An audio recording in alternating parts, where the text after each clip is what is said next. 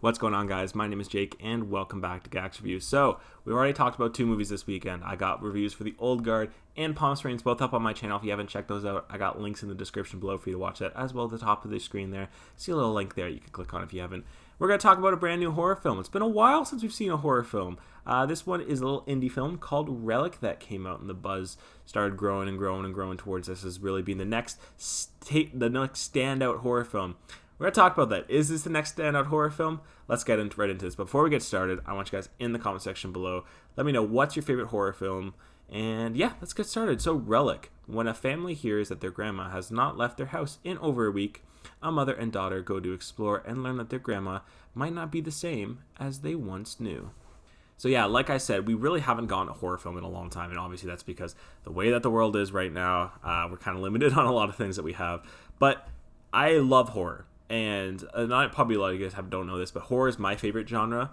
And films like Hereditary and Midsommar that came out last year, I love those types of films because to me they imply a lot of things, and I love horror that doesn't really rely on just jump scares, more just like the implications of it. And I'm a huge fan of those. So those slow burn type films are really that's my bread and butter. I love those things. So I heard a lot of comparisons to The Babadook came out, which is also kind of in that category. And with that, I've heard a lot of people being pretty split on this because of that.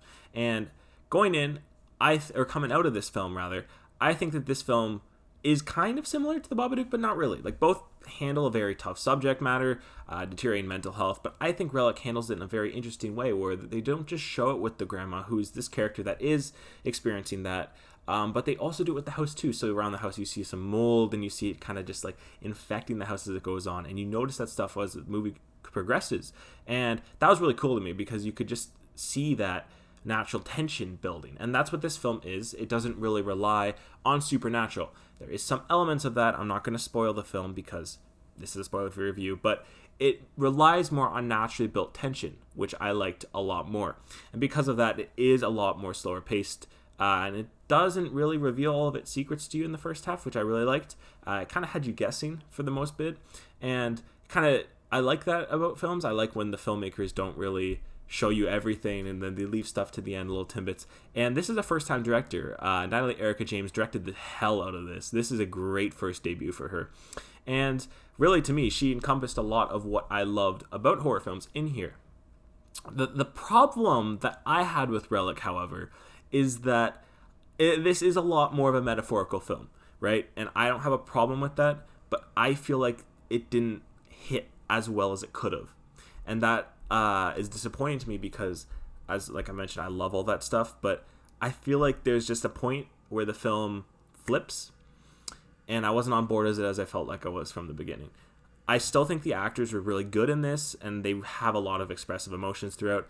It's just that towards the end, one of the characters goes into a place, and then it just doesn't feel like the film it was building up to. As well as that they had a lot of loose ends that they didn't really explain, and it kind of bugged me a little bit. And several side stories that just didn't really add a ton to the film. But aside from that, I feel like Relic is still a really strong horror film, and the best horror film I've seen this year because there hasn't been any horrors. And I think that if Natalie Erica James continues, she can be a really, really good, strong director. And Relic has a lot of good things going for it. I like the way that they talked about mental health. But I just think that there's a better movie out there somewhere, and I hear all the praise and everything like that, but something about it just didn't stick with me, and I'm gonna give Relic a 3. Yeah, I'm really interested to hear what you guys think about this below.